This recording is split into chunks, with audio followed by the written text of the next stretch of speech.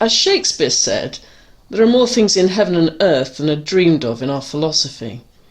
With this in mind, what is your understanding of ghosts, poltergeists, and these types of paranormal phenomena?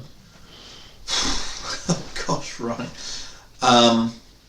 Well, ghosts need to be differentiated, or human spirits from evil spirits, and need to be dealt with in a completely different way. So when we're called into a house where there are apparitions or ghosts that are actually the deceased that have not moved on, then they need to be dealt with in a completely different way. So we had one very old house. It's about 1,000 years old, or at least the foundations of the house, the site itself. The house was very old, and there were a number of ghosts that were seen there and heard there by a number of different people. But the idea of delivering them or casting them out wasn't the right thing at all. These had to be dealt with in a different way, where we would do communion or a Eucharist for the dead and invite them to move on to wherever Jesus wants them. That isn't the same as communing with the dead, so I know a lot of Christians will go, hold on a minute, do ghosts exist? Well, we know that Jesus said, look, I am not a ghost, and they thought he was a ghost walking on the water that time, and when he asked Thomas to put his fingers in his hand. And we know there can be apparitions. We know that, I think it's Saul, consults with a medium. So we're aware that the Bible doesn't talk a lot about it, other than to say that you shouldn't commune with the dead, which obviously means it's possible to commune with the dead. You wouldn't bother telling people not to do something that they couldn't possibly do. You just leave it to the fact that they were unable to do it in the first place. So communing with the dead is absolutely possible, and it isn't a good thing.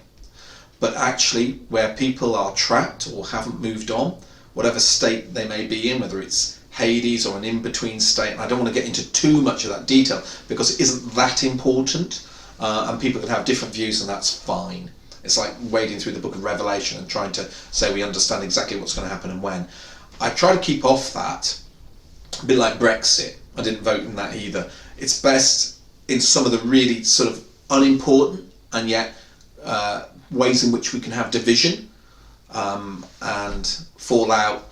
I want to keep away from those. The important things, no, we need to really hold on to them. So we have had to deal with that. We've had to deal with the unquiet dead, and we know that as Jesus is resurrected, there's in one of the Gospels, I can't remember which one it is, they talk about other people being seen raised from the dead. So I have come across one case which is quite shocking on the Isle of Anglesey, where I was called to a house, and they described a young man with auburn hair coming to the door, knocking on the door, and them inviting him in, and him having said, well, I used to live here. And they showed him around the house, and they had a conversation with him.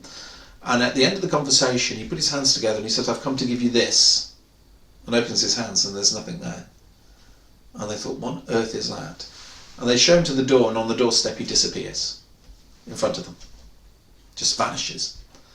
But he matches the description of the son of the previous owners who died in a fishing accident off the coast of Anglesey, identically. Whereas this ghost appeared to take on a very physical form. He walked around the house with them. So he wasn't exactly see-through or some sort of vague outline. Quite frightening. We didn't get to the bottom of it, unfortunately, because the person involved had to themselves renounce a communing with the dead, in this case her mother and father, and she didn't want to. So the matter was left unresolved. And this is one of the really unfortunate things about this work, that you do not succeed in every case that you take on. So in terms of ghosts, yes, I absolutely believe in them, and they are dealt with in a completely different way from how you would deal with a demon.